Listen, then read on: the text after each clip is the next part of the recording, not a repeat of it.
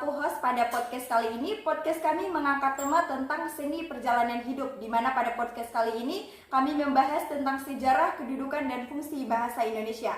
Tujuan dari video ini adalah untuk memenuhi tugas bahasa Indonesia yang diberikan oleh Pak Khairul. Untuk itu saya tidak sendiri di sini, saya didampingi oleh dua partner saya yang bernama. Hai, saya Atsila Dahlia Lebuha dengan NPM 094124111012. Halo, perkenalkan nama saya Ila Jabila Sherbin dengan NPM 094124111014. Selamat pagi pemirsa, kembali lagi dengan saya Musriati selaku host pada acara kali ini. Acara kali ini tidak kalah menarik dengan podcast sebelumnya, di mana di sini kita akan bercerita mengenai sejarah, kedudukan, dan fungsi. Untuk itu kita kehadiran bintang tamu pada sore hari ini. Bintang tamu tersebut tidak kalah menarik dan sangat luar biasa. Kita sambut bintang tamunya. Hai, jadi perkenalkan saya Atsila Dahlia Lebuha. Halo, perkenalkan nama saya Ila Jabila Sherbin. Kalau boleh tahu kalian berdua dari fakultas mana? Saya dari Fakultas Kedokteran Universitas Hairun, program studi farmasi.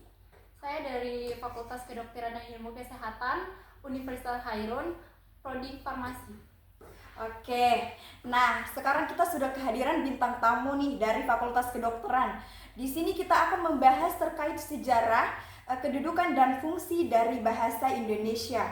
Berbicara tentang bahasa Indonesia tidak luput atau tidak jauh dari latar belakang terkait sejarah. Nah, di sini saya akan bertanya kepada kalian berdua. Menurut Anda berdua, sejarah bahasa Indonesia itu seperti apa sih? Kita mulai dulu, mungkin dari Ila dulu atau mungkin Atsila. Saya duluan. Oke. Jadi bahasa Indonesia itu memiliki sejarah yang berasal dari bahasa Melayu. Pada tanggal 28 Oktober tahun 1928, bahasa Indonesia diresmikan sebagai bahasa persatuan dalam Sumpah Pemuda. Kemudian pada tahun 1945 tanggal 18 Agustus, bahasa Indonesia itu ditetapkan sebagai bahasa resmi dalam Undang-Undang Dasar 1945 pasal 36. Terima kasih.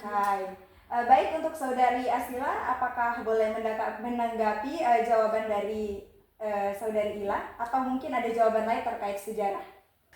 Baik, jadi mungkin jawabannya itu tidak jauh beda dengan jawabannya Ila, yaitu bahasa Indonesia itu memang berasal dari bahasa Melayu yang telah lama juga digunakan dalam wilayah Nusantara kita gitu. Nah, biasanya ini tuh dikenal dengan istilah lingua franca. Oke. Seperti itu.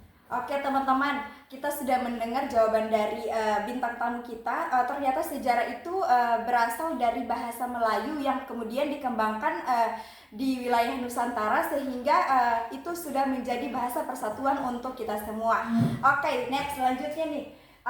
Saya ingin bertanya mengenai kedudukan bahasa Indonesia itu seperti apa sih? Apakah dia penting atau hanya sebagai alat komunikasi saja nih? Oke, kita mulai dari saudari Ila dulu.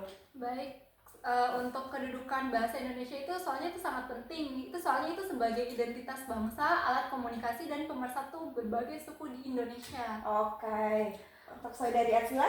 Nah, baik, menurut saya juga begitu.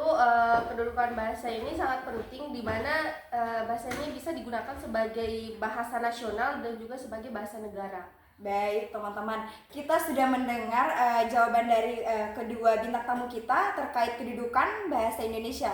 Ternyata kedudukan bahasa Indonesia itu sangat penting dan sangat berfungsi untuk bagaimana manusia berinteraksi dalam kehidupan sehari-hari. Oke, selanjutnya di sini saya akan bertanya mengenai fungsi. Fungsi bahasa Indonesia itu seperti apa sih kalau menurut kalian berdua? Jadi untuk fungsi bahasa Indonesia itu sendiri itu sebagai alat komunikasi ya, tidak jauh dan tidak lain, sebagai alat komunikasi antar warga dan negara. Juga sebagai alat pengembangan ilmu, pengetahuan dan teknologi dan juga seni. Baik, terima kasih. Oke, untuk saudari Atsila?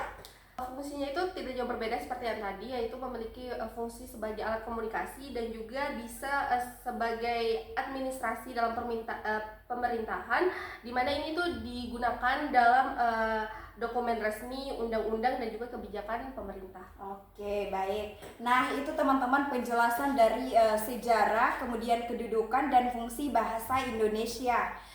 Oke, baik teman-teman, kesimpulan dari podcast kali ini adalah ternyata bahasa Indonesia itu memiliki sejarah di mana dia itu berasal dari bahasa Melayu yang dikembangkan dari wilayah Nusantara, kemudian sudah dipakai oleh warga negara Indonesia sebagai alat komunikasi. Oke teman-teman, tanpa disadari kita sudah di penghujung acara. Saya Musriati selaku host pada podcast kali ini pamit undur diri dan sampai jumpa di podcast selanjutnya.